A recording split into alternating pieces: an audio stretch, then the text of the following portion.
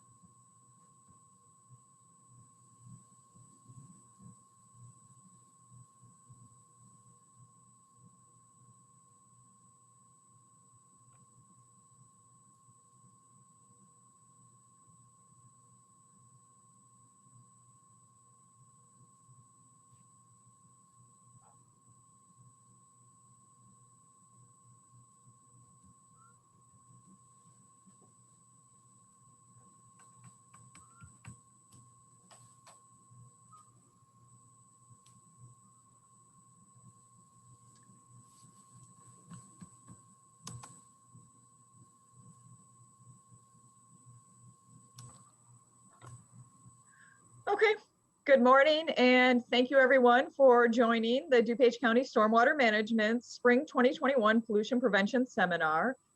We have some exciting topics today. We're going to talk about facilities, salt storage, equipment, and vehicle maintenance are going to be our main topics to discuss today. We appreciate everyone that has taken the time this morning to be with us.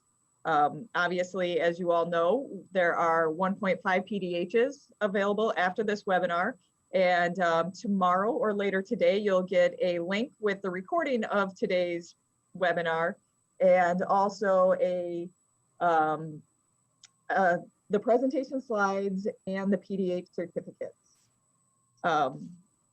Again, I want to thank everyone. We do want to get going on time, so I am going to get this started right away. I am going to start off by introducing Kelsey Music from the Illinois Tollway. Sorry, Kelsey, I almost said Kane DuPage. Obviously, I've worked with Kelsey for a long time. I think our careers have coincided for at least 15 years. Kelsey is a senior environmental planner at the Tollway. She's a certified professional in sediment and erosion control and has over 18 years of experience in protecting natural resources and improving water quality throughout Northern Illinois. She's currently in charge of the Tollway's environmental initiatives, and she's also been working on a $14 billion capital program with Move Illinois and ensuring that it meets water quality standards.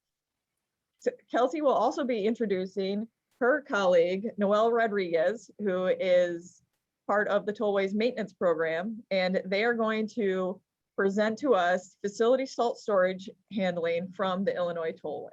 So thank you, and I will mute now. Sounds good. And I'll go ahead and share my screen.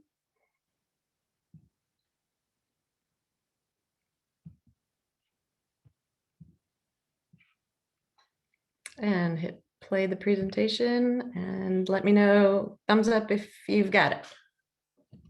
All right. Good morning. Thank you for having me today. Noel and I have been had a busy last 7 years here at the Tollway. As Sarah mentioned, I'm the senior environmental planner at the Tollway, and that doesn't even come close to describing all the things that we do. But today we're talking about pollution prevention and good housekeeping practices, which is an IEPA requirement for us to do. And the annual training of staff is also a requirement for each municipality now. And so that's where we're at. I'm going to start off just giving you a kind of an overview of who the tollway is. So the tollway is part of a regional transportation network. We connect 3 major international airports. It's composed of 5 different roadways, as most of you know in the area. Our tri-state tollway, that's our bread and butter. It's I-94 through I-294 down to I-80. And then the Jane Addams Memorial Tollway, which is I-90, the Reagan Tollway, which is I-88, Veterans Memorial, which is I-355. And if you've been through the Bensonville Oak Grove area, our new Illinois Route 390. And we're currently working on the north-south leg of that, which will be Route 490. And an important thing to note is that we don't receive tax dollars, but we're a user fee system. So the 1.6 million vehicles per day is the revenue that the tollway is working with. So as Sarah mentioned, we are in the middle of a big capital program. And so that's allowed us to be able to reconstruct a lot of our system. So that's what we've really been busy with. The tollway is considered a small MS4, which stands for M and then, small 4 S's. So municipal storm sewer system. So essentially, we have storm sewer outfalls, pipes, ponds, ditches, all of that is our MS4 system. That's our stormwater system that we control. And so even though we don't have a population on our right of way like other communities do, the IEPA has determined that the tollway is a small MS4 and we would be permitted as such. So that's the ILR 40 permit under the federal regulations for NPDES, which is essentially having a permit to discharge stormwater. So it makes sense then to talk about the different watersheds. I mentioned we go through 12 counties. So these are the major watersheds that the tollway flows through.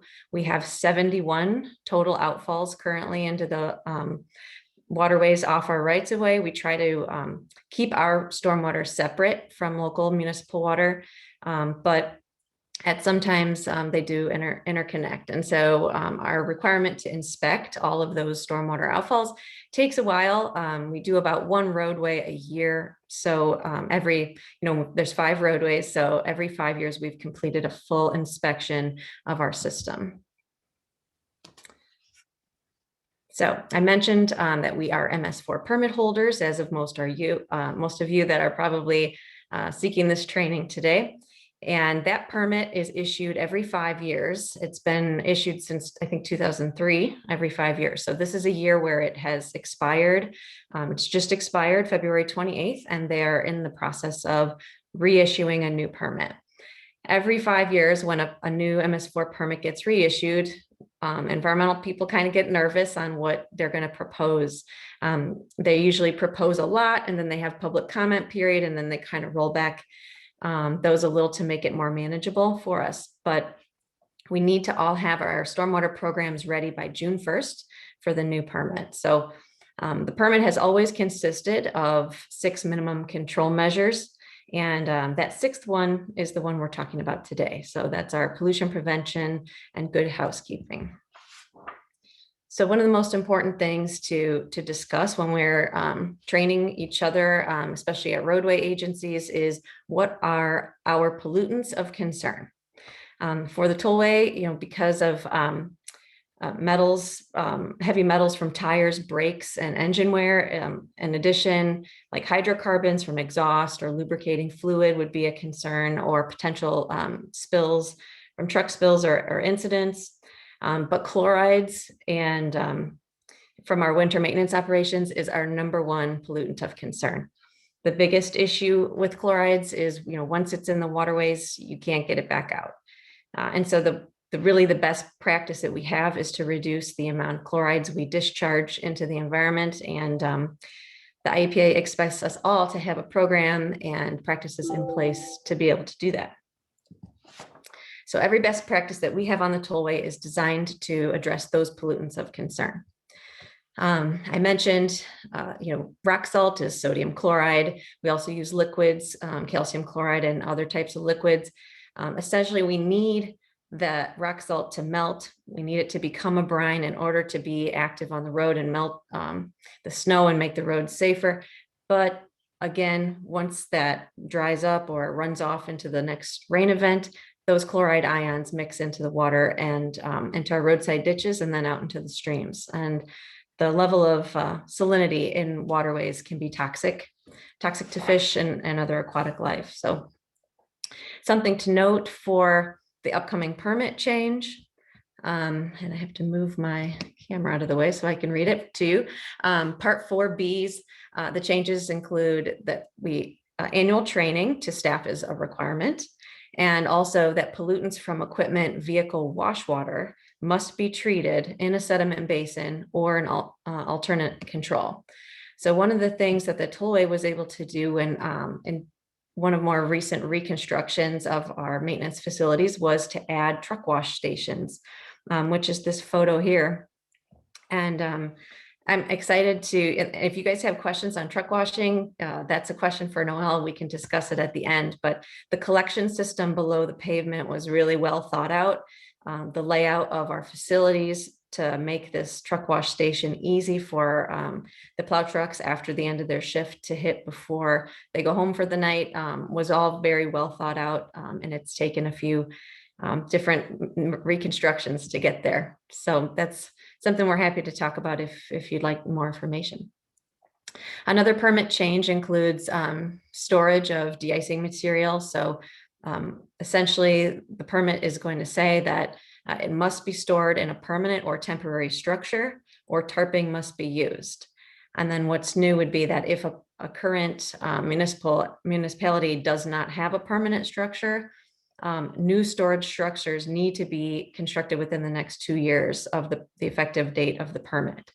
And so that's already passed through public comment period. And so there will no longer be, outdoor storage of rock salt or mixed piles allowed.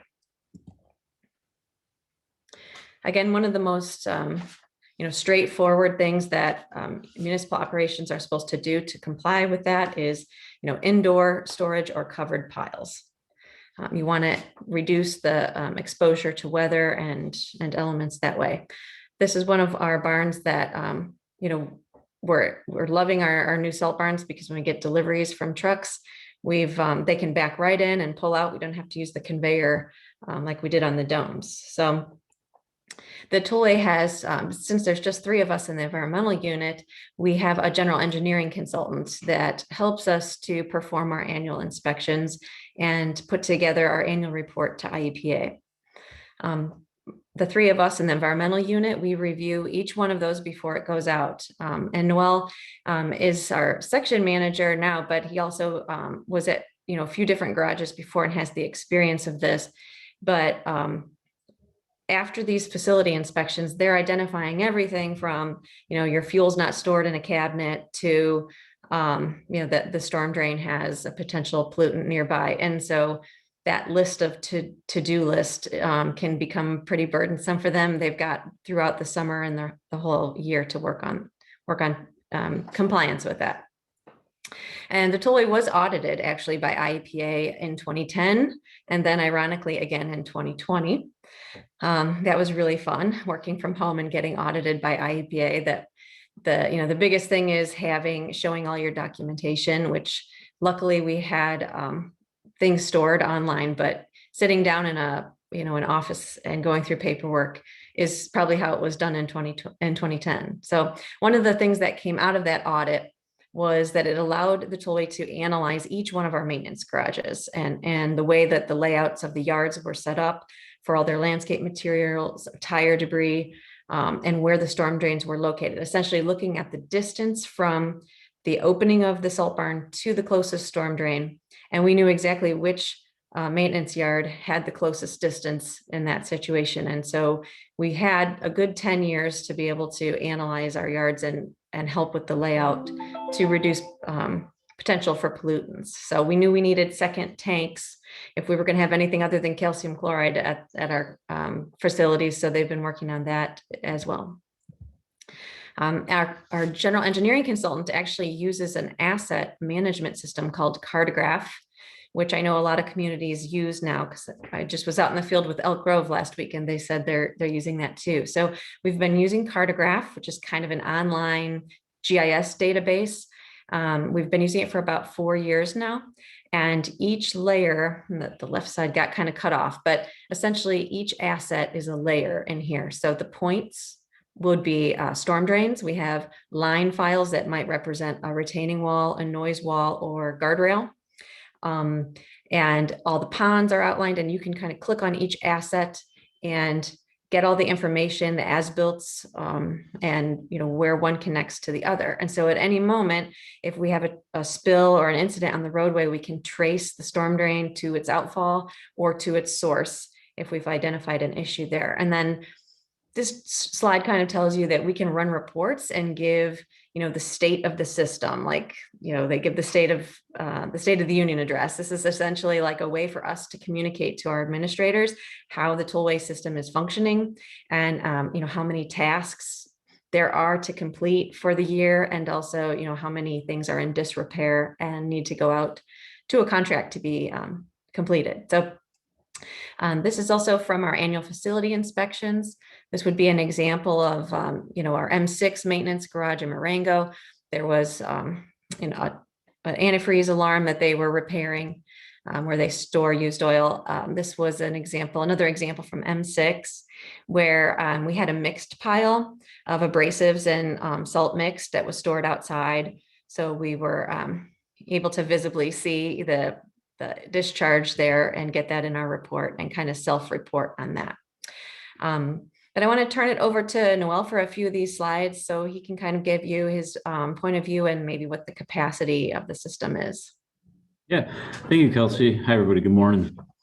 So just talking a little bit about our M sites, we have 12 maintenance facilities, 4 satellite domes from Gurney down to Alsip, out to Dixon, and all the way up to Rockford. Here at the tollway, we use various materials, and we combine them to get the best result for the ranges of weather conditions that we all experience. So we rely heavily on rock salt. We have bulk chloride, something that we still use at times, not something that's too common, but we mix that at a ratio of 50 pounds to 1 ton, 50 pounds of the bulk to 1 ton of the rock salt. We can also mix that with abrasive or sand abrasive. We have abrasive sand, liquid salt brine, calcium chloride, and we also use another enhanced brine solution. So that's 75% salt brine, it has 8 to 10% calcium chloride, and 15% of beet organic additive. All locations at the tollway have sheltered storage. So we have conical storage sheds or salt domes, and recently we moved to barn style storage sheds to allow for more storage in our redesigned maintenance yards. We're trying to maximize our land space to allow for better storage and organization. And if anybody out there travels through, you'll start to see some of these newer buildings like out by Marengo, Rockford, Alsip. Those are some of the newer designs that we have. And the material used to construct our domes or barns includes concrete bases and walls, wooden beams, and roof shingles. This salt is extremely corrosive, obviously. We use 78-foot salt conveyors to properly stack our salt. We try to achieve about 6,000 tons of salt storage per location. All maintenance locations have at least one 55-gallon liquid tank for salt brine storage. The majority of sites have two of these tanks. We're hoping to add more to locations that only have one. So that's in order to hold calcium or the enhanced brine solution to give us some options. The liquids have been helping us produce a better result from our rock salt by preventing bounce and scatter on the roadway. The combination of both material also aids us in immediate activation, better long-term results. So we use scales. Our loaders have the low ride system, which gives us better data in the amount of material leaving our yard or returning, and real usage figures to determine the cost of each storm. So that stuff, information that we gather, and we're able to go back and really track what we're spending and what it's costing us. Kelsey, can you go on to the next slide? Material handling and talking a little bit about our assets. So obviously proper storage of our salt, it stops the loss of salt by runoffs caused by rain or snow. It eliminates the possibility of contamination of streams, rivers, or nearby wells. And it prevents the formation of lumps, chunks in the salt. Obviously, frozen chunks or rocks are difficult to deal with in cold storms. I'm sure everybody here's probably experienced frozen loads or stuff that comes off from our vendors, and that's something we try to prevent. So shelter, that's one of the more important parts of our materials. Asset protection. So our assets are as important as our materials, and proper maintenance and care extends the life of our equipment. So our fleet staff completes an annual breakdown and maintenance of each truck during April 1st through November 1st. So all equipment is snow ready in November, by November 1st. But during the winter, additional care and maintenance is needed. Kelsey spoke a little bit about it, but we recently constructed specialized truck washes to prevent excessive corrosion and wear. The washes use acidic blend cleaners and alkaline detergents, along with various high pressure nozzles to cover the bed and the undercarriage. We have a high pressure like fire hoses also that allow us to flexibly get other parts of the trucks that are not so easy from the stationed power wash locations. For protection of storm drains, our truck washes are specially designed and have catch basins to help prevent excessive waste runoff. So maintenance sites that don't have truck washes have designated wash locations that also prevent waste runoff. Storm drains are carefully watched, and salt spills are immediately cleaned and scraped up to avoid runoff. So that's something that we definitely keep an eye on. Can you go to the next slide, Kelsey? And talking about kind of the protection of runoff and minimizing pollution. So going back to materials first, I want to talk about our salt brine production and our liquid use. All trucks in our fleet are equipped with saddle tanks, so the trucks can carry between 200 to 500 gallons of liquids. We also have 2 mobile brine makers that can produce up to 10,000 gallons of brine per day, which is then distributed to the maintenance facilities using our 3,000 gallon brine trucks. So speaking of those brine trucks, we have 4 dedicated brine trucks that hold between 3,000 and 3,500 gallons of brine, which we can use for anti-icing or more recently for brine-only routes. We have been testing brine treatment only routes in select locations during snow events of like 17 degrees or warmer. So something that we're still testing and trying to get some information how effective and efficient those are. So along with mechanical or front plow, brine-only routes provide a more efficient method of snow removal, which equates to a much more cost-effective method as well. We're able to get more from our rock salt as we produce about 2,000 gallons of salt brine per ton of salt, which in turn reduces the amount of excess salt that's making its way into the nearby soil or waterways. And I mean, here at the Tollway, we make a great effort to approach our work in the most socially responsible way in order to reduce pollutants. We have an obligation to provide a safe roadway, but also an equal obligation to reduce negative impacts on the environment. So I'll hand it back to you, Kelsey. Thanks. That amount you were talking about, that's from one of our mobile brine making units? The total amount of brine? Yes. So, Noel hit it on the head. Mindfulness and safety is number one. We know environmental regulations take backseat to that. But we've been able to work together, which has been so great. Every winter, every October, every manager, supervisor has a snow and ice meeting with each garage and all the shifts. And I attend those. I give a discussion about chlorides and why not just we're trying to save material and save the tollway money, but also, why it's important. And a lot of you guys are fishermen or grew up, visiting a lake, canoeing, that kind of thing, or hiking. And so we do want to save the environment for future generations, but obviously the safety comes first. So if you can make it, work both ways and kind of explain more isn't always better, especially to the new guys that come in. A lot of our operators, think that, oh, if I just want to melt more, I should put down more material, but we can just show them the science that says, once you're in a brine, you hit the sweet spot, you don't need more material. Or sometimes it's, the weather that dictates those things. And so the training is huge part of that. So, one of the things that I pride myself on doing is, I'm nosy, I'm always in maintenance business, but if I wasn't, I wouldn't have been able to determine that as each capital program was proposed and construction contracts went out, we're able to find ways to upgrade our facilities or look for opportunities to do that. So in 2015, they went out and did a lot of repairs to the roofs and shingles and that on our domes and our salt barns. And then through 2017 and 2018, we added that additional tank where we could. And then in 2016, when the environmental department had to submit for our IEPA water quality permits for our roadway reconstruction, we wrote into the permit that we were going to get new saddle tanks, that we were going to get these 2 mobile brine making units, that we were going to start pre-wetting on any of the new pavement, so we didn't increase the amount of rock salt we were using. And so that experience from 2016 with those 2 mobile brine making units has actually helped us to convince leadership that in our upcoming new M8 garage, we're building a new stationary brine making unit, and we're doing the plumbing actually this week in the barn for that. So this is my last slide. This is just a quick summary of our operational practices that Noel mentioned.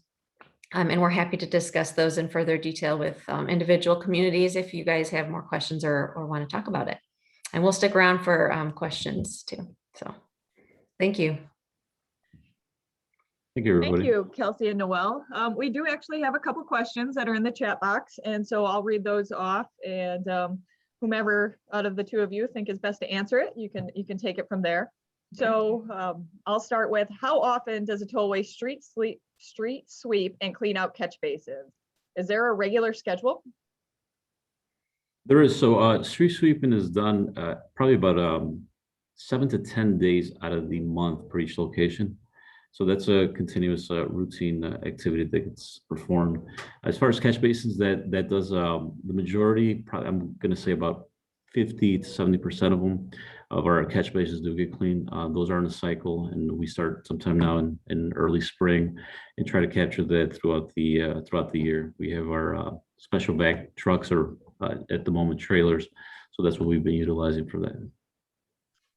Outstanding, thank you. And our next question, how does a tollway contain or prevent brine spills in the yard or loading area? And how is the spilled brine handled? So I know we're looking at getting containment walls for a larger spill. Some of our locations do have that. The ones that don't, we don't have them located near like an actual drain. So for example, like a brine spill, we haven't had anything that's significant. Not that obviously we can't, but during the winter season, it's not much of an issue if it's not running off into a drain. It kind of aids us anyways in the location where we're actually working to help reduce any of the snow buildup there. If it's right now during this period of time, we would just have to contain it and let it dry out. We can always go back and sweep it up. We have our hazardous waste that we have removed here when we use our sweepers, or any sweeping that gets removed here. So that would be handled that way. Yeah, I can speak to that a little too, in that when we were in planning and design for the reconstruction of some of the yards, the requirement for secondary containment and walls was discussed a lot. We looked at other states' specifications for how much has to be contained, and then or how tall the walls would be. And so, as Noel mentioned, the later ones didn't have that, so we had to come up with more creative ways. In one yard, we actually just found the closest storm drain to it and blocked it completely. And during storm events, we let the rainwater go past that inlet to the next one, just to buy us some more time in order to catch it. And really the spill that I experienced, it was less than 50 gallons, but it was on the day, like the burn-in day, when they were trying the pump out for the first time, and there was an error with the pump. And luckily, each yard's outlet is into one of a tollway pond, so it went down the embankment, but we were able to contain it there. But again, that's a basin that's full of Phragmites, an invasive species that just loves high pH and salty water. So we've been having to follow up with each one of those spills for cleans, and keep an eye on it and inspect it, and then even do some vegetation maintenance in that area too. So each one's different, each one's unique. Yep. Yeah, certainly. And one more question. I'm still talking about salt, obviously. So have you guys ever had to clean up salt caked into the pavement, and how do you accomplish that? No, I haven't experienced that, so I don't know if I have an answer for that. I Sorry. have that in my subdivision right now outside my house. I've been out with like a pickaxe hitting it for the last 3 weeks. Yeah, we don't see that on the tollway. I would say, if anything, Noel, it would be like our central administration building parking lot, because, we encourage everybody at the end of, when they're spreading, to return all the material back to the piles. But, we always have spreaders that get stuck or something, and then you see a little pile there. So yeah, scraping that up and sweeping it up and disposing it's the only way. Or call Kelsey with her pickaxe. Yeah. Okay, well, thank you guys. We really appreciate it. And again, both of Kelsey and Noel's portions of their presentation will be sent out to everybody. And I believe they'll both still be on the line if anybody comes up with any questions as our other presenters are going through stuff. And so thank you. And up next, we have Pat Sauer. Pat is the Executive Director of the Iowa Stormwater Educational Partnership. She oversees the Education Resource Program and supports Iowa's MS4 regulated cities and directs Iowa Stormwater's education and stormwater training partnership programs. She works closely with many cities and states, and we are really excited to learn about what this kind of centralized system is doing out in Iowa, so we can learn more about how to make any tweaks to our programs as necessary. And so with that, I'm going to turn it over to Pat. Thank you. Awesome. Well, thank you very much. And I appreciate the opportunity to speak to you all. Just wanted to remind you, what an awesome topic for 2021's Earth Day. I'm wearing my Earth Day t-shirt as well. So great topic. And just to give you a little background on our organization. So we have been in existence since 2005. We were formerly umbrellaed under a larger nonprofit organization, but separated from them in 2016. But essentially what our goal is, we support Iowa's regulated MS4s by providing technical, educational, regulatory support, and the creation of educational resources to support the many, many different aspects of MS4s. Just to clarify, MS4 differences in between states. Iowa has 44 regulated MS4 cities. 2 of them are phase 1, the rest are phase 2. And the 3 state universities are regulated MS4s.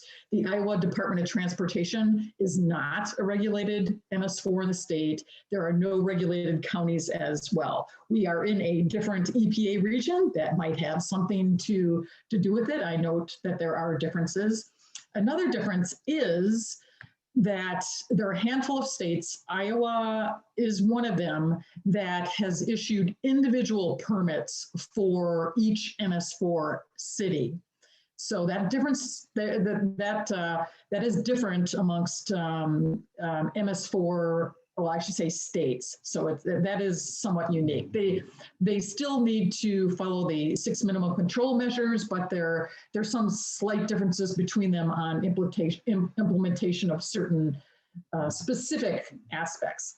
I'm going to tell you ahead of time, my dog has decided that he needs to sleep in the same room that I'm in. You may hear snoring periodically, and hopefully no one rings the doorbell. So anyway, so our mission is to support compliant and effective local stormwater programs through education and outreach. I'm the executive director of the program. Topics. There is going to be some overlap in what was previously presented and what I'm going to present as well. I'm going to give you a general overview on materials and waste inventory, and I don't do this routinely as part of my job. However, we do research and gather information for our members. So there's that perspective. We'll touch on solid waste management, paint, and fuel tanks and fueling. Here's that salt and de-icers, street sweepings, and catch basin waste, landscaping, and lawn care. So I tried to pick out topics that were common for public works departments when looking at that. And I know I've left a few out, but we'll look at that. And you're going to get some little friendly hinters at the end as well. So why care? Bringing it home. So you have these significant river basins, watersheds in DuPage County. People recreate, they kayak, they canoe, all of this information readily available on websites. People fish and may swim and wade in local water bodies. So it's up to all of us, really all of us, to do our part to keep our waterways clean. And just general overview, some short information on materials and wastes. Fewer is always better.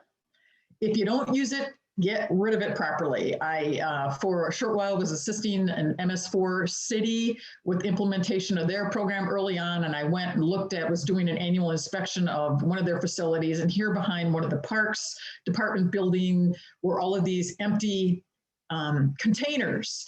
They, they didn't know exactly what was in them, and and I'm like, get rid of them. So have SDS records for all of your products and accessibility to those records, and do a periodic materials inventory. And hopefully over time, the number of materials you're using is decreasing and not increasing. So here's an example for those of you. OSHA provides guidance on this, but here's just a summary of how to read a safety data sheet for those materials. And obviously, human health and safety is number one, but it's important to know what materials you have, what the exposure requirements are if staff were to become exposed to them, if there were a spill or such, and how to handle and properly dispose of those materials. So it all starts with record keeping. So having that materials inventory, and it's an ongoing process. So records have to be continually updated. Identify all your chemical substances in the workplace, and more everyone has digital location of this resource information. And then do that walkthrough of each facility to identify and make sure that the materials are part of the inventory and needs to be updated. So some general guidance on materials and waste handling. So identifying those areas, it's going to be where you're loading and unloading. And we heard this through the previous presentation. Your storm drains should be as far away from loading and unloading areas as possible. Why? It's that direct connection to the subsurface storm sewer system. And for the most part, that stormwater is not treated and is discharged to local waterways and drainage ditches. So for unloading, covered is the best opportunity, having covered loading and unloading areas, so you don't have interaction with stormwater, rainwater. Make sure those areas are flat. Impervious surfaces are best. And then you're going to hear this a lot from me as well. Spill kit, spill kit, spill kit.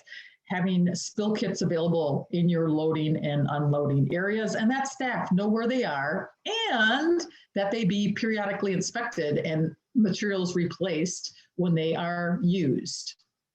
So here's a little story of a facility. The staff had no idea what a storm drain was, what happens to stormwater, and in Iowa, we happened to have what was called a derecho last August, these high hurricane-type force winds. It knocked out significant portions of electricity across central part of Iowa.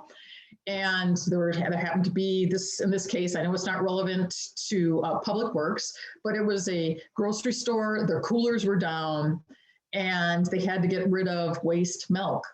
Well, staff, guess where they dumped? They saw this drain, thought it was sanitary, and it was not sanitary, and dumped 800 gallons of milk down the storm drain. And you can see the plume here that made it out into these streams. And so I'm telling you this, I know there's not a direct connection to public works, but there's still a lot of people that do not understand that connection. And as a result of this, the Iowa Department of Natural Resources got involved in this. The company that did this contacted me and asked us to come in and do staff training. And it was very interesting when doing the staff training that the majority of people did not realize what a storm drain was and how there was that direct connection to stormwater, to local streams and waterways. Okay, so I'm off that tangent. I'll bring it home again. So other options to look at is some general information on storage. Obviously, indoors is best. Dry, flat, covered areas, when you have chemical storage, fuel storage, having bermed areas, secondary containment, and if you have those storage cabinets, they need to be labeled. They also as well need to be level, clean, and have that chemical placard posted on them, especially if there are flammables and hazardous waste. A good system as well is use first in, first out system so that you're going through your materials and not just keep pushing the older materials back into the storage cabinet. I talked about the flammables and a specific flammable cabinet. And oh, there's that spill kit again, having that on hand. Having spill trapping devices are recommended. So if for indoors use, then the industry really has responded to this. There are a number of different products. So, you know, if you have barrels, containers, store on spill containment bases. And for indoor application, for outdoors, your storage areas be awesome if they're covered. It really is preferred these days that they be covered, bordered by a curb or berm to contain any spills, because things happen. Read and follow labels or SDS instructions, and then store materials in their original containers if possible. So don't tear off the labels, reuse containers, and such. So this is like a little check-in. Any issues? So if you came across this when if you're doing an annual inspection of a facility, so this happens to actually be a de-icer container, or a container filled with de-icer.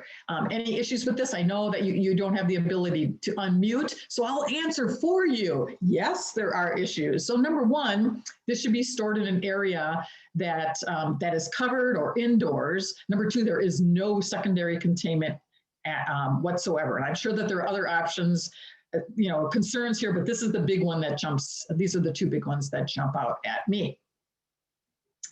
All right.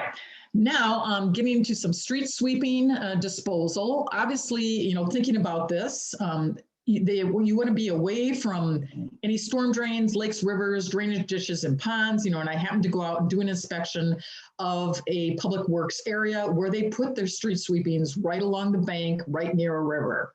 So over time, they changed that practice and had a more of a dewatering area away from the stream area. You want a flat area, impervious surfaces, and maybe not necessarily a spill kit in that situation. Now let's get into drill down a little deeper on some topics and get into specifics. So first off, solid waste management. And it being Earth Day would be a good idea for everyone. If you're outside taking a walk today, you see garbage, grab a garbage bag, put on some gloves and pick up the trash. But BMP's number one, probably the biggest one, is cover the containers. Cover the containers.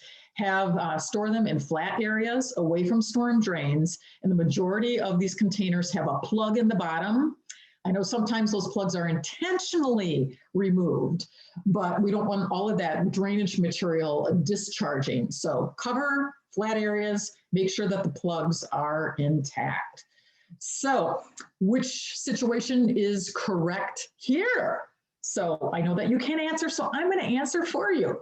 Well, the photo on the left is not covered. It is in a designated area. It is on an impervious surface, but it is not covered. The photo on the right, it is covered. That's great. That's awesome. But it is not in an impervious, stored on an impervious surface. Paint management. So thinking about one, in public works activities, there's a lot of painting that goes on. So make sure that surfaces are covered where you're using paint. And I know even on bridge projects, I had a nice photo. This actually photo I was able to get online. It's the Brooklyn Bridge. But when Minnesota Department of Transportation does any bridge painting, they need to use tarps underneath the bridge to contain any paint residue. Fuel tanks. Secondary containment is needed. Are they double walled and such? Make sure that they're in a flat area and inspected periodically. There are a lot of the technologies out there, different types of options for secondary containment. And most of the time when they're double walled, there will be a label on the tank to indicate that. And in your inventory, it would be a good idea to include that information. So bottom right photo. How can we improve upon this situation? So there is secondary containment, yes. Is it adequate? Absolutely not. So another inspection that I had done in a park area, municipal park area, so they have since replaced the berm area to provide more adequate storage should there be a spill or a leak, and then have a drain plug in that as well. Fueling areas. Actually, fueling areas are a potential hot spot because if you have a lot of fueling going on, the potential for spills is relatively high. So the easiest thing is if you're involved in fueling operations, pay attention so that there isn't an overflow. Make sure that these areas are covered, impervious surfaces, direct downspouts away from fueling areas. There's that spill kit again. Have a spill kit on hand and have staff know how to use them. And then thinking about, for stormwater that is collected from these fueling areas, there are a lot of hydrocarbons and other potential pollutants like heavy metals in that waste. Thinking about how to remove those hydrocarbons and other pollutants before they're discharged to any flood management, detention, or retention basins. So, and there are structural BMPs that can be used, a number of different filtering systems that can be used, and I'm not promoting any one product over the other, just wanted to cite the photos that I pulled off the internet. Salt storage and handling. You heard about this earlier, so you're going to hear about it again. So the concern, yes, is chlorides. There are other additives in some of the de-icers, and if any, some of the plant-based, the sugar beet or soybean-based products, concern over them is they're high in carbohydrates. They can consume oxygen in aquatic environments. So yes, once it enters the water bodies and groundwater for drinking water supplies, chlorides do not go away. The waterways in Illinois, I like to remind people in Iowa, they're freshwater. They're not salt water. And there actually has been research, I was able to go online and find this. There has been significant monitoring done in the Chicago area and other areas in Illinois, and have found that there are significant increases in chlorides and sodium concentrations over time. So it sounds like best management practices are being used, continue with that. And one BMP that I could have thrown in here, just something to think about, I saw when I was doing a tour of some sites in Minnesota with Minnesota DOT, is they have installed these metal troughs, on bridges where there's typically a lot of salting, de-icing done on bridges, and they're typically drainage ports on bridges, and a lot of bridges are over waterways that discharge directly into the waterway. Well, I believe this is in Minnehaha Creek.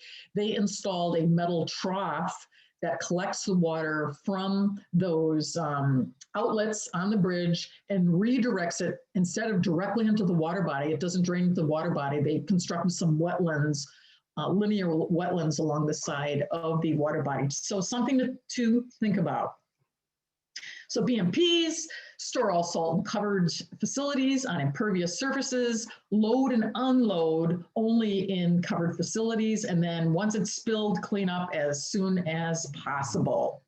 Another thing to think about is that wash water. We looked at one of the facilities is the machinery equipment used to stockpile mix load, transport are typically washed, and a system. So I was able to do a little bit of research on that, and we'll get into a little bit on an alternative that could be used to reuse some of that wash water. So we'll take a closer look. I have done an inspection of the facility on the right, making sure that there's secondary containment, that the tanks are labeled, that there is an outlet, a drain for clean rainwater. So things to take a look at. So other guidance, calibrate equipment, monitor road temps, and something to think about is at your public works facilities, maybe it's the office area and such, not talking about roadways, maybe parking lots, sidewalks. You may be hiring private contractors to manage those surfaces, to plow the snow, to add de-icers, to add road salt.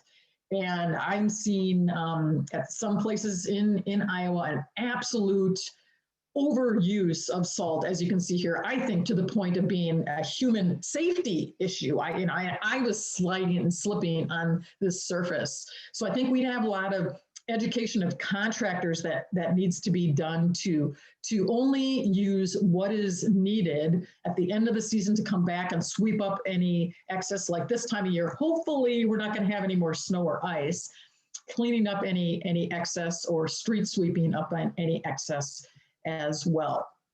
So I did a little research on looking at, well, how could we reuse wash water, because there's a significant amount of washing of vehicles to protect them from corrosion. So a suggestion, the researcher had gone through to make this suggestion, look at this option, is to direct the salt wash water first to an oil water separator to remove any organic contaminants, then direct to an underground sand filter to get rid of the sediment, and then to use that treated salt water to prepare a brine solution used for pre-wetting and de-icing. So I've got the reference to the article that is here. What about street sweepings and catch basin debris? So an excellent best management practice, street sweeping, cleaning out catch basins, to prevent those materials from getting in our waterways. What's the concern? Well, what are you going to do with the sweepings and debris after you're done? Potential contaminants. The Ohio Department of Transportation did a really nice study to look at what different states are doing. You're looking at hydrocarbons, heavy metals, motor vehicle fluids, etc. So here are potential options that I've heard of. Just a number of Iowa cities are doing is disposing of in landfills. And I like to think about, okay, how can you reuse that material? So, and here are some alternatives: mix with sand for traction, mix into bituminous asphalt or concrete, use as daily cover on landfills, road, median, and shoulder fill on industrial or commercial products, or even spill cleanup. So you can see a reference to the Ohio DOT guidance document. And so some of this information I pulled from there. There are these dewatering boxes. Obviously, it's wet material. So before if you wanted to reuse it, there has to be some dewatering that occurs. So there are these roll-off boxes that can be used. Other technologies, some sorts of decanting systems. You got to remove, there's always trash in there. So filtering those materials out through some sort of unloading bay, drainage bays, drying beds, and such. So the technologies are out there to reuse those materials. Now I'll get into a little bit on landscaping. Again, this may be your facilities. You may hire a contractor, or staff may do this. So you're looking at vehicle washing, fertilizer and pesticide use, grass clippings and compost. So there are wash racks that are available to contain the wash water used, treated, then directed to a sanitary system rather than the storm sewer system. Landscaping, less is better. So the initials after my name, CPSS, I'm a certified professional soil scientist. And so I like to promote that before you add any fertilizer on any properties, have the soil tested, find out what the nitrogen, phosphorus, potassium requirements are. And in Iowa, as I'm sure in Illinois as well, very fertile soils, you essentially could go phosphorus-free. We call it P-free, using fertilizers that don't have phosphorus in them. You need phosphorus when you're establishing a lawn, a newly established lawn turf area, but after that, typically there's more than enough phosphorus that's there. Spot spray weeds rather than an entire application. Maintain your buffers in your ponds and lakes, and consider converting large mowed areas to native prairie, native turf.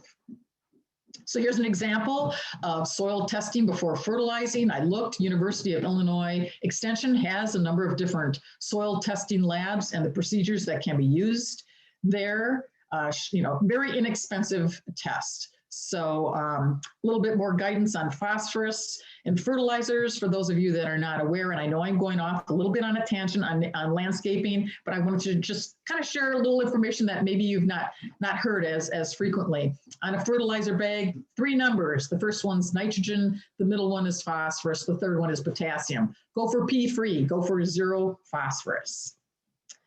Other options is lawn clippings, blowing them back on the lawn rather than on the street, clean them up. If you have composting facilities and storing those on any public works yards, store in a flat area, lined, bermed, because compost is really high in nutrients.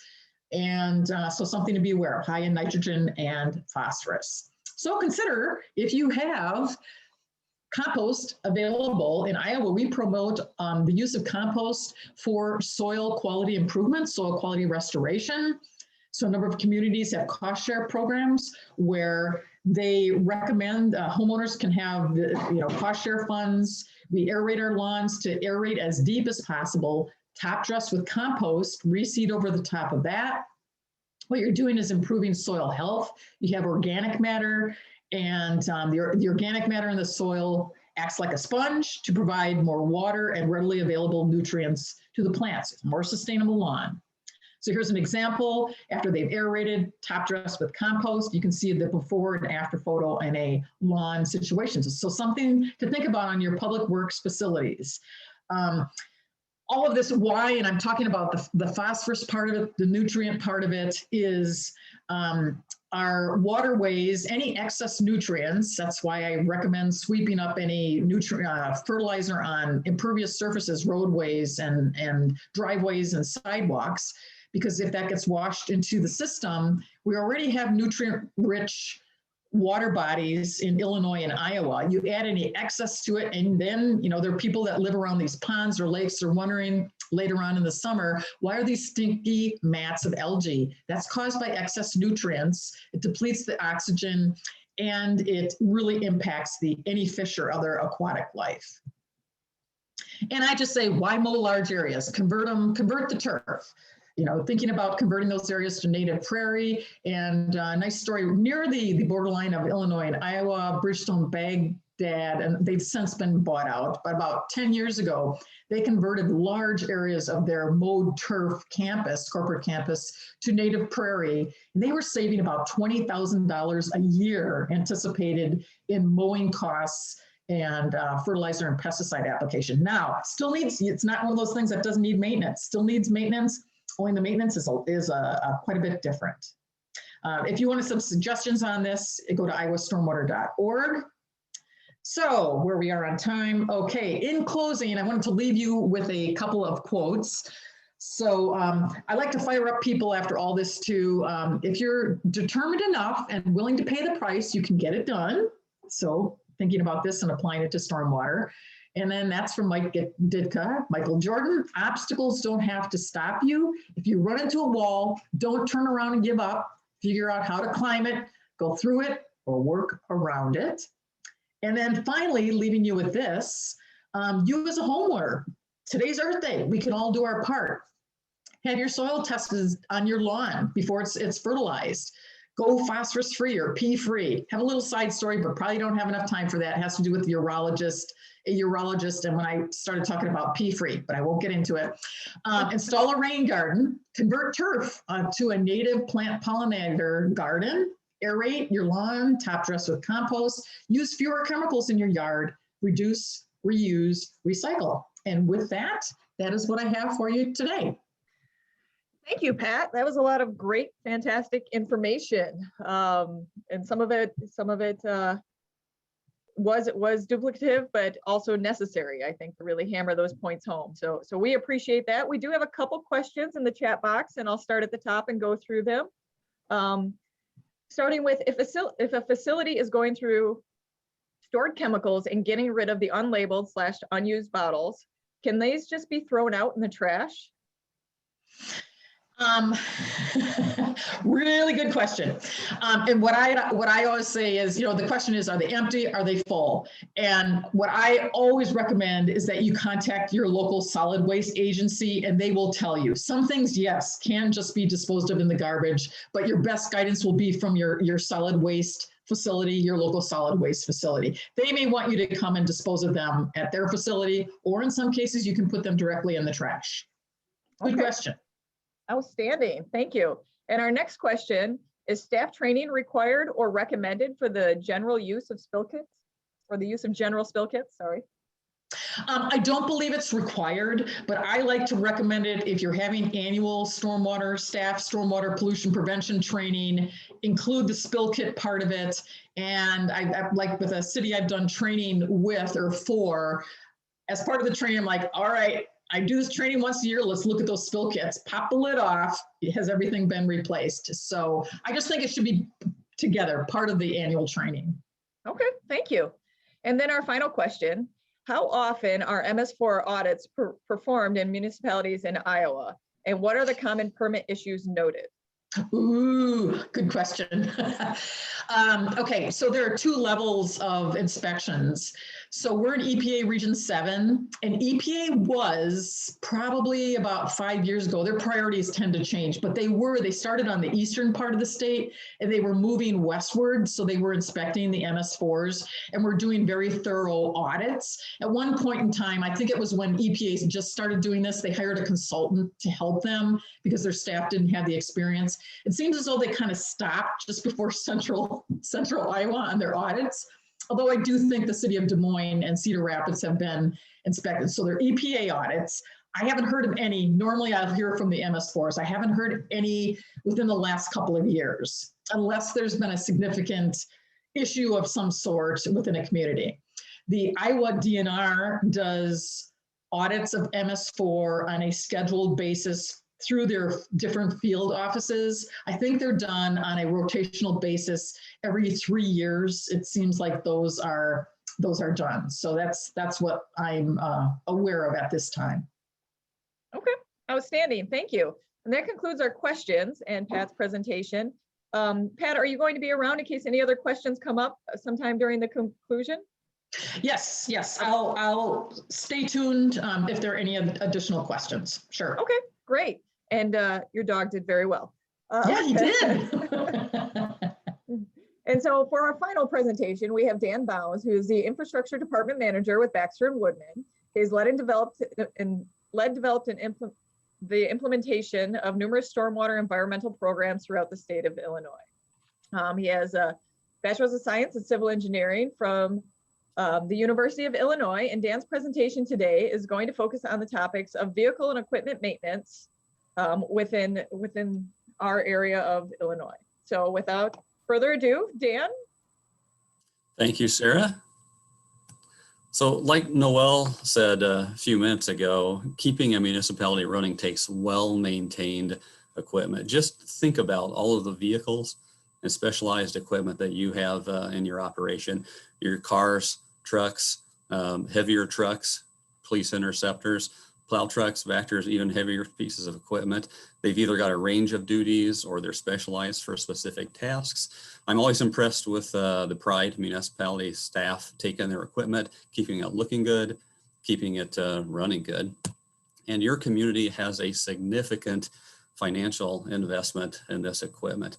So routine recommended vehicle and equipment maintenance is essential for ensuring reliable operation.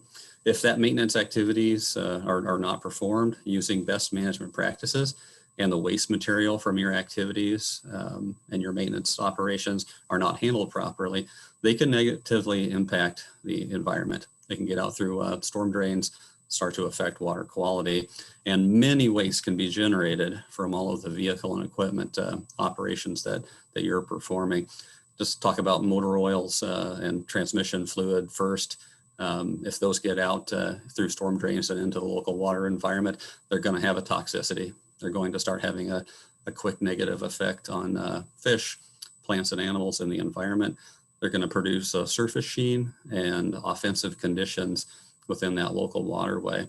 Similar with hydraulic fluid, there's going to be a toxicity associated with that quickly, surface sheen and offensive conditions in the local waterway again. Antifreeze, I always hear people talk about how antifreeze is biodegradable. That's true, but that takes time. And in the short run, at high concentrations, antifreeze is a toxin that's going to be out in the environment too. Same with greases. Fuels, all of the different fuels you guys use are acutely toxic if they get out in our local waterways. Produce that rainbow sheen that you're all familiar with seeing in puddles around your fueling islands. But if a large quantity gets out into receiving waters, it can have a severe negative impact on the environment. Some of the largest fish kills I've been associated with were fuel spills, fuel releases into local waterways. Lots of batteries, lots of tires coming from your operations. Most agencies I go to have recycling programs to keep on top of those, keep those from being an environmental issue. And then there's all the cleaning solutions and cleaning products that you use to keep the equipment looking good. They may say environmentally friendly or EPA approved on the labels, but they've all got a toxicity of some type if they're released out into the environment at a significant enough concentration. And then think about all the trash and debris that you all generate, your boxes, your wrappers, cans, bottles. Need to make sure you're keeping on top of that to make your facility look good. That litter, when it gets out into the natural environment, starts to make things not look good at all. Those are some of the waste that we're talking about here, pollutants of concern and potential impacts on the environment. Let's get into the best management practices or the methods you can use to perform your maintenance activities in a manner protective of water quality and the environment. And first thing we'll talk about is where you do it. So perform your vehicle and equipment maintenance in a designated area. That would be preferably indoors, undercover, to prevent your materials and equipment from contacting stormwater. Like Pat said, away from storm drains. Good facility design doesn't have these activities happening right adjacent to a storm drain for a quick direct connection. Perform this maintenance indoors whenever feasible. Some of your equipment, though, may be too big, like in the photo on the right. You may have to raise a ladder, raise a boom, raise up a dump truck, other things like that. Too large to do in your shop. You can do that in an area away from storm drains, or use some tarps underneath the area you're working in to catch any debris and properly pick that up. Idea here is to prevent discharge of any of those waste from your activities to the ground surface that can run off of stormwater or directly into a storm drain. So your vehicles and equipment can leak over time. Leak fluids can be washed off by stormwater into local waterways. I've been to several facilities where there's oil leaking from equipment out in the storage yard, staining of the pavement in those areas directly to the storm drain. So this leaking equipment can be an issue. Idea here is to routinely inspect your parked or stored vehicles and equipment for leaks. Inspect all your vehicles entering your facility service area for the first time. See if there's any leaks or issues with vehicles that you're seeing for the first time or coming into your maintenance area. And those leaking equipment can impact anywhere that equipment goes, not only at your facility, but like in the photo on the left, when that equipment goes out into the municipality and it's leaking, that provides leaks on the surface pavement everywhere it goes, and some unsightly conditions there too. So an easy way to control leak fluids is with a drip pan until you are ready to repair that leak. Drip pans are inexpensive and can be slid under a vehicle pretty easily. It's something you need to keep an eye on, though, to make sure that drip pan isn't getting full with the leak. It needs to be emptied and watched. And then if rain's in the forecast, when you get out and empty those pans, make sure that rainwater won't overflow those drip pans and release that product that the drip pan has collected. And the photo in the right, parts can also be drained into pans or other containment as well. Or alternatively, you can drain your equipment, drain the fluids before the vehicle is ready to be serviced. If it's going to be a while before you get to that piece of equipment to repair that leak or problem, you can drain the fluid out of it so it's not leaking onto your facility.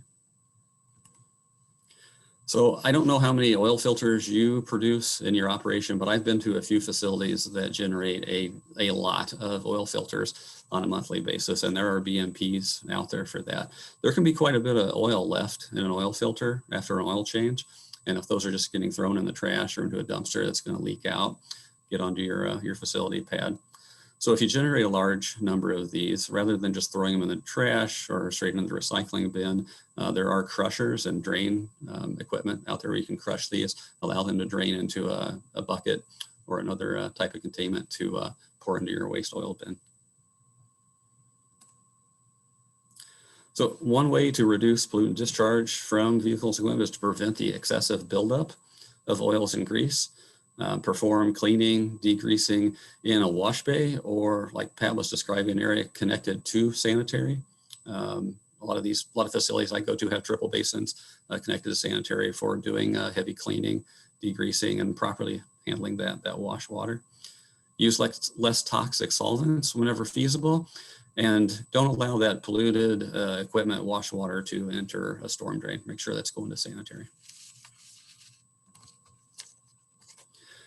So lots of products generated, a lot of waste and recyclables generated as part of your operations. Just make sure you're collecting and properly recycling and disposing of used grease, oil, filters, antifreeze, cleaning solutions, your batteries, your hydraulic and transmission fluids, and your tires. Most facilities I go to have recycling and disposal programs.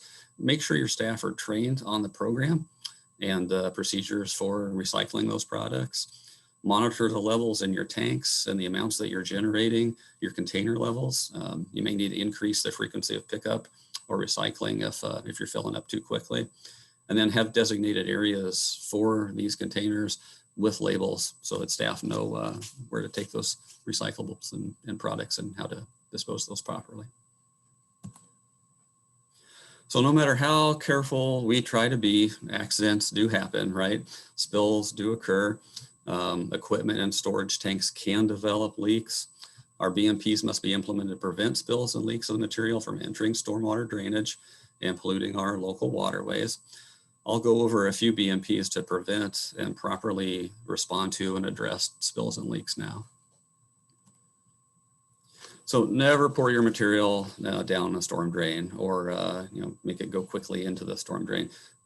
Those are not connected to sanitary, like we've mentioned before. They receive no treatment before going out to local waterways. It's tempting, but do not hose down your work area into a storm drain for those exact reasons. Use dry sweeping, mopping, or absorbents to pick up your spills instead, and properly dispose of those absorbents. Main point here is to contain a spill and prevent it from entering a drain, and use those cleanup materials. Provide spill response training for personnel who handle hazardous chemicals. Make sure staff understand the chemicals they are using, the effects that they can have, and the waste that they are dealing with. Provide SDS sheets for all of your materials. Allow staff to read those, make sure they understand the chemicals and how to address a spill or a leak and know where those cleanup materials are. Proper chemical labeling is essential. Knowing what's in the containers you have in storage, that prevents misuse, mishandling, and knowing what's in the container that just got spilled is essential for cleaning up and reporting to supervisors about the spill and what just occurred. Maintain appropriate inventory levels. Keep only the amount on hand that you routinely need, on an annual basis, monthly basis, whatever makes sense for your operation. Having less on hand is just less inventory to spill and potentially impact the environment. When you're taking product out of storage, just take out the amount you need, not more than you need to get the job done. And like Pat said, store your liquids away from drains. Provide some space in between the storage area and your facility drains for addressing any leaks or spills that might occur.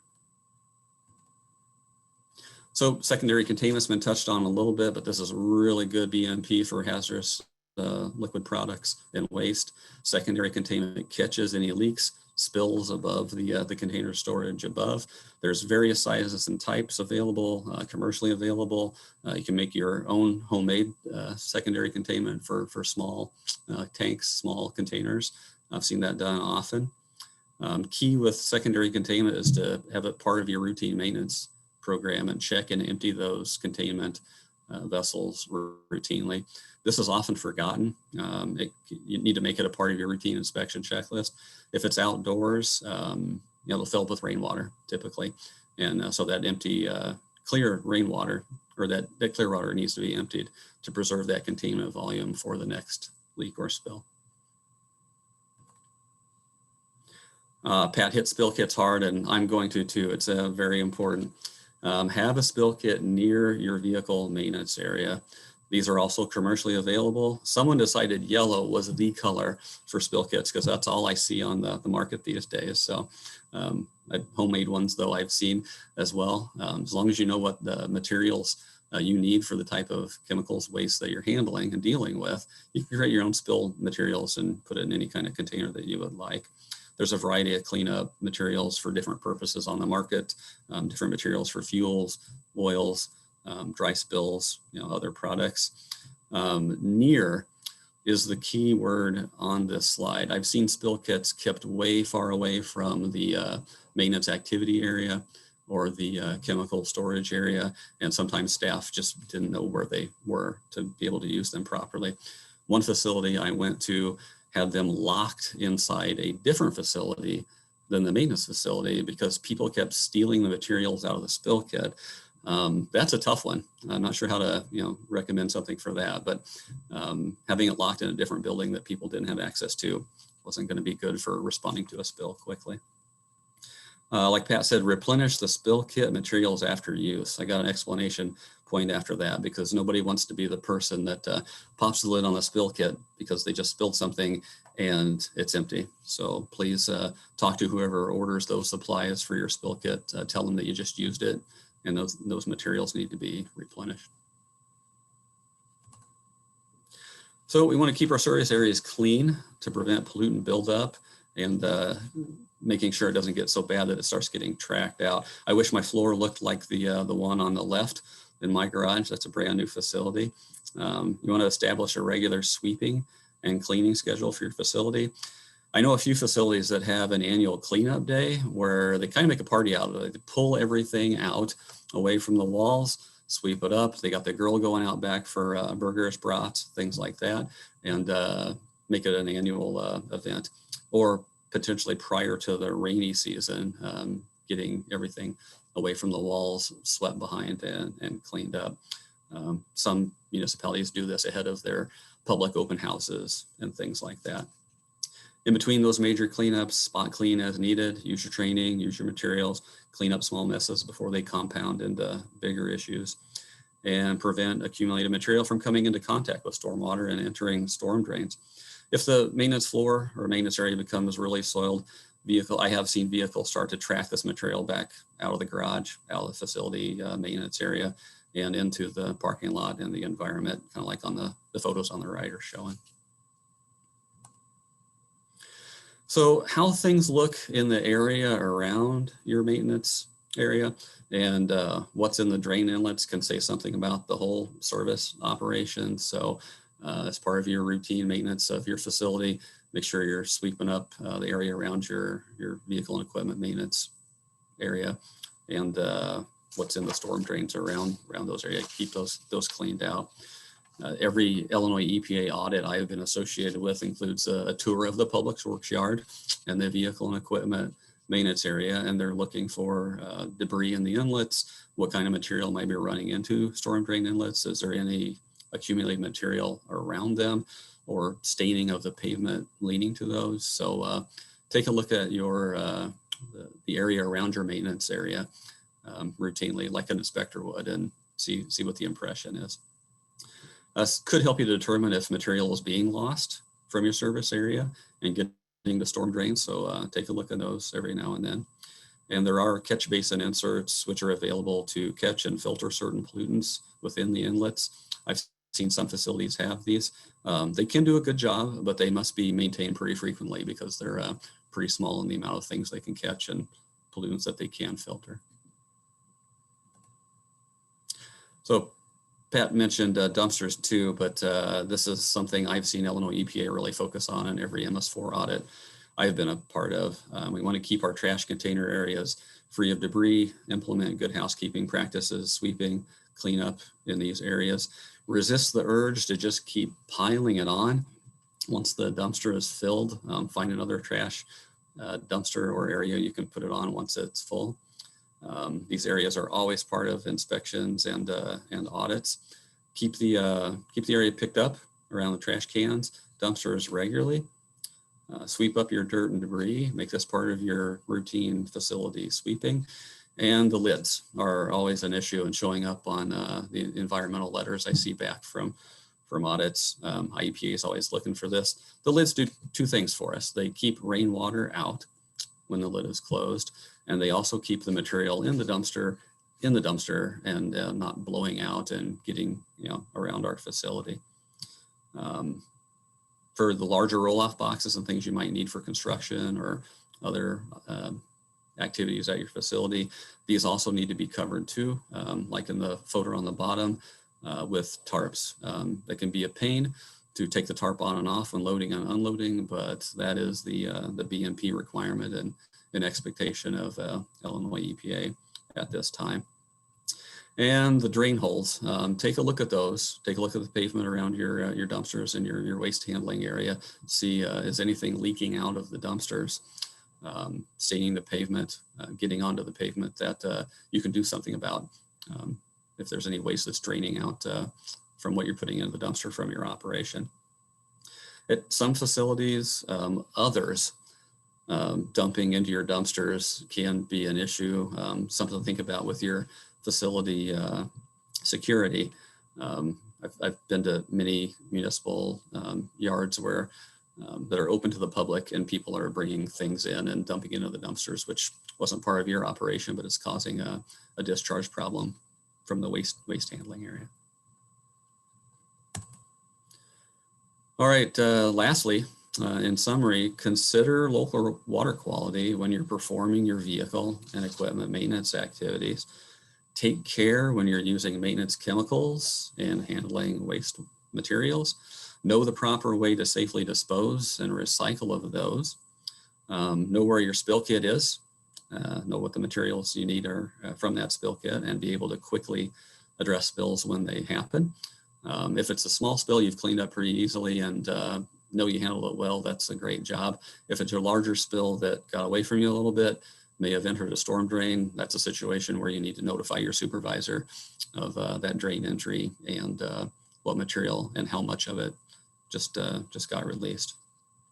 And lastly, prevent any discharge of liquids or materials to the storm drain to keep our receiving waters looking like West Branch DuPage here in the lower photo. With that, I'd be happy to take any questions about vehicle equipment maintenance and other things I've seen facilities do to implement the MS4 permit requirements. Thank you, Dan. It looks like we do have a question in the chat box. And that is, what should we do if a spill does enter the storm drain? So here's where supervisor notification kicks in. You need to notify those that are responsible for contacting environmental cleanup crews or Illinois EPA or county stormwater of a spill or release. So that supervisor notification is going to have some questions with it, right? Your supervisor is going to know what happened. How did the spill or the release happen? What was the amount that went into the drain, and what was the chemical? All of that information is going to be really important for a proper response. Once it's into the drain, you kind of lost your ability to contain it with your absorbents or your spill kit materials, and it's a supervisor notification at that point. Okay, thank you. And I believe that concludes.